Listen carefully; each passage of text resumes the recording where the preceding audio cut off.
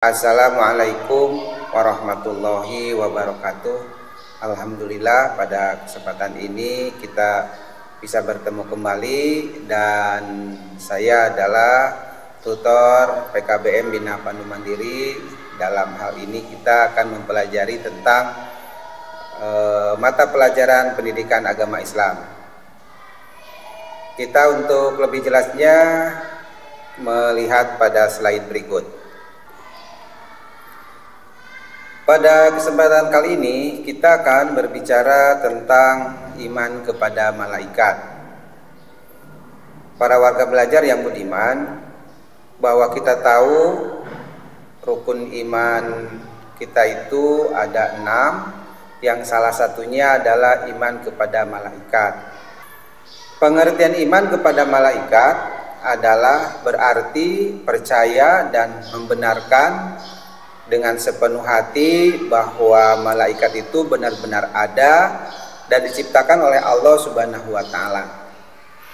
Malaikat diciptakan dari nur atau dari cahaya. Malaikat yang sedemikian banyak, tidak ada orang yang bisa mengetahuinya kecuali Allah Subhanahu wa Ta'ala.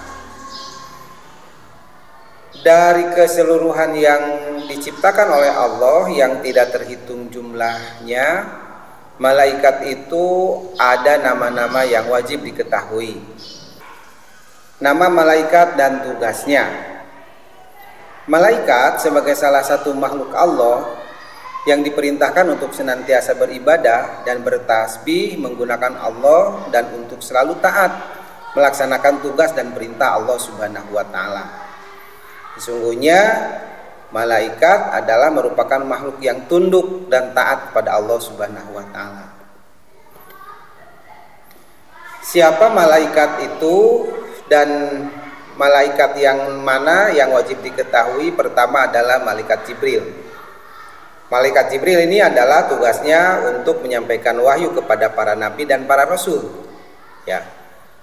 Kemudian yang kedua adalah malaikat Mikail. Malaikat Mikail ini adalah tugasnya memberi rizki pada seluruh makhluk hidup serta mengatur tanaman dan tumbuh-tumbuhan. Dalam hal ini mengatur dalam kehidupannya dan termasuk juga memberi rizkinya. Yang berikutnya adalah malaikat yang wajib diketahui adalah yang bernama Israfil.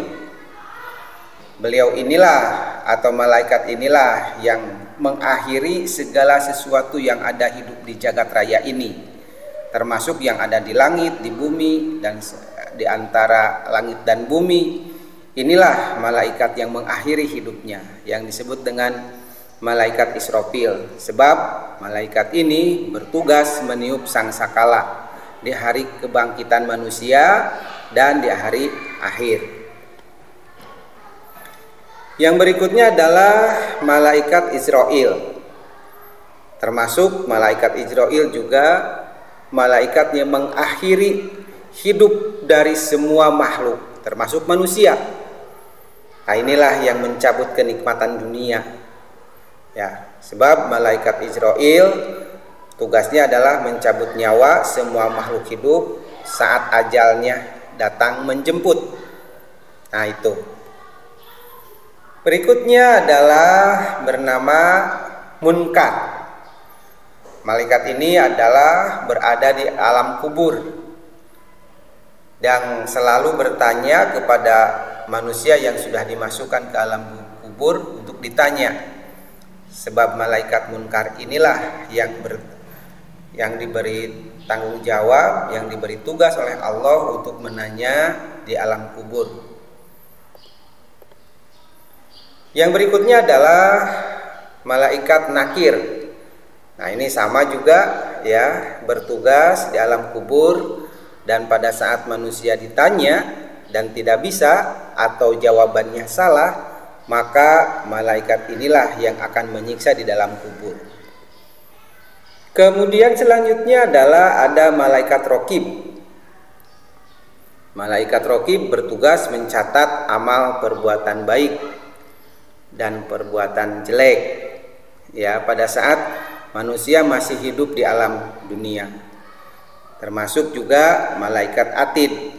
Nah, ini sama mencatat amal baik dan amal buruk, ya. Ya, jadi antara raqib dan atid itu saling berbarengan, yang tugasnya adalah mencatat amal perbuatan manusia. Yang berikutnya adalah nama malaikat bernama malaikat Malik. Malaikat ini adalah penjaga pintu neraka, di mana kita tahu bahwa neraka itu adalah orang yang berdosa pada saat mereka hidup di alam dunia. Dan penjaga pintunya adalah malaikat Malik. Dan malaikat Ridwan adalah penjaga pintu surga, di mana kita tahu bahwa yang namanya surga adalah tempat pembalasan para manusia yang hidup di alam dunianya melakukan amal perbuatan soleh, amal perbuatan baik dan taat pada Allah Subhanahu wa Ta'ala. Hadirin rahimakumullah, sifat-sifat malaikat. Tentu saja makhluk Allah yang bernama malaikat, sifat-sifatnya berbeda dengan makhluk yang lain. Salah satunya adalah sifat malaikat itu adalah taat dan tidak pernah menentang atas perintah Allah. Sehingga dalam kehidupannya itu selamanya beribadah pada Allah Subhanahu wa Ta'ala. Yang kedua, bahwa malaikat itu tidak pernah berkembang biak kecuali oleh Allah diciptakan. Nah, maka dengan demikian tidak ada malaikat itu berjenis kelamin. Jadi tidak berjenis kelamin laki atau tidak berjenis kelamin perempuan. Yang berikutnya, sifat malaikat itu adalah tidak butuh makanan, termasuk juga minuman, termasuk juga tidur. Tidak butuh tidur, makan, dan minum. Artinya berbeda dengan kita. Kalau kita tidak makan, tidak minum, atau tidak tidur, wah, sepertinya hidup kita akan terganggu. Nah, berikutnya, ya, tidak mempunyai nafsu, sehingga malaikat ini adalah makhluk yang selalu dan selamanya taat pada Allah Subhanahu wa Ta'ala, sebab oleh Allah tidak diberikan hawa nafsu. Berikutnya juga selamanya dalam hidupnya adalah malaikat ini selalu bertasbih dan beramal ibadah pada Allah dan menjaga berbagai bentuk kehendak Allah. Artinya menjelma, gitu ya, menjelma berbagai bentuk sesuai dengan kehendak Allah. Bisa berbentuk mirip manusia, bisa berbentuk benda-benda yang lain dan makhluk-makhluk yang lain. Nah, kemudian malaikat ini karena tidak diberi hawa nafsu, tidak berjenis kelamin, maka dia berkedudukannya selamanya benar dan tidak pernah bohong. Maka oleh karenanya inilah yang tidak akan pernah ada dosa makhluk yang bernama malaikat itu. Nah, termasuk tidak beranak seperti yang tadi dikatakan, dan termasuk juga makhluk yang sangat disiplin, ya, dalam beribadah. Berikutnya adalah, nah, mari kita lihat perbedaan antara malaikat dengan makhluk yang lain. Perbedaannya di mana? Pertama, bahwa malaikat itu asal kejadiannya diciptakan dari apa? Dari nur, dari cahaya. Sifat-sifatnya tadi sudah diketahui, bahwa selamanya patuh dan taat pada Allah, tidak memiliki hawa nafsu dan sebagainya. Kenapa malaikat diciptakan oleh Allah? Tujuannya adalah untuk taat kepada Allah dan selalu melaksanakan tugas sesuai dengan tugas yang telah diembankan pada masing-masing. Yang kedua adalah manusia. Asal kejadiannya kita sudah pada tahu bahwa manusia berasal dari saripati tanah, ya, yang melewati antara manusia laki dan perempuan. Tentu saja sifat-sifatnya berbeda dengan para malaikat tadi. Ya, manusia memiliki hawa nafsu yang diimbangi dengan akal pikiran, sehingga dimungkinkan nanti manusia itu mempunyai dosa dan pahala tentu saja bila melakukan hal yang baik, sebab manusia dibekali hawa nafsu oleh Allah Subhanahu wa taala. Selanjutnya sifat manusia adalah bagi yang tidak mampu menjaga hawa nafsunya, nanti akan terjerumus pada jurang kehancuran. Nah, inilah sebab manusia diciptakan oleh Allah bertujuan untuk bertasbih dan beribadah pada Allah Subhanahu wa taala. Selanjutnya kita melihat kepada makhluk Allah yang bernama jin, iblis dan setan. Berbeda ini dengan dua makhluk yang tadi. Jin, iblis, setan apalagi itu diciptakan dari api neraka. Yang tentu saja sifat-sifatnya sudah pada mafhum semuanya, sebab makhluk ini diciptakan oleh Allah banyak ingkar, banyak kesombongan, sehingga pada akhirnya makhluk inilah yang sebagai tempat pengabadiannya adalah di neraka. Nah, tentu saja tujuan penciptaan dari jin, iblis dan setan itu adalah untuk diciptakan untuk beribadah kepada Allah. Ya. Tapi pada akhirnya mereka itu tidak banyak yang taat kepada Allah. Terutama iblis dan setan selamanya tidak taat pada Allah. Hanya ada sebagian jin yang taat kepada Allah. Nah, itu. Selanjutnya Bapak Ibu sekalian, kita melihat pada menghayati sifat malaikat dan menghindari sifat iblis. Yang tentu saja kita sebagai manusia haruslah mencontohi kehidupan dari para malaikat dan menghindari sifat-sifat iblis atau setan yang tadi sudah dijelaskan. Maka dengan demikian kita dapat memahami bahwa sifat malaikat, sifat iblis dan sifat-sifat setan itu dapat kita contohi sifat malaikat, dan kita bisa untuk berkaca kepada sifat-sifat iblis yang buruk itu.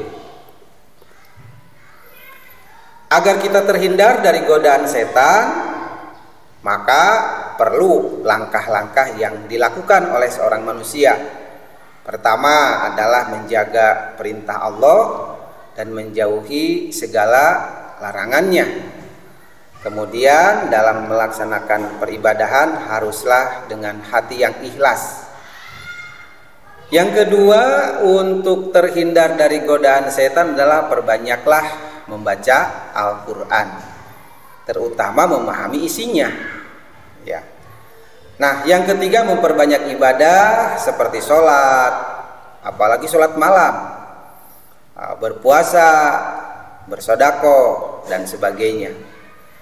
Nah, inilah salah satu langkah-langkah yang perlu dilakukan oleh kita supaya terhindar dari godaan-godaan setan. Nah, selanjutnya apa hikmah beriman kepada malaikat? Pertama adalah sebagai bukti bahwa kita itu adalah benar-benar manusia yang beriman pada Allah. Yang kedua, hikmahnya menyadarkan kita akan kebersihan, keagungan dan kekuasaan Allah. Yang ketiga, mengetahui sifat, keadaan dan tugas-tugas malaikat akan menambah keimanan dalam hati kita. Kemudian juga nanti akan rasa timbul tenang dan aman pada diri seorang mukmin pada saat beribadah. Sebab ada malaikat yang mencatat amal kita. Amal kita untuk dijadikan sebagai bahan nanti pertimbangan di mahkamah Rabbul Izzati.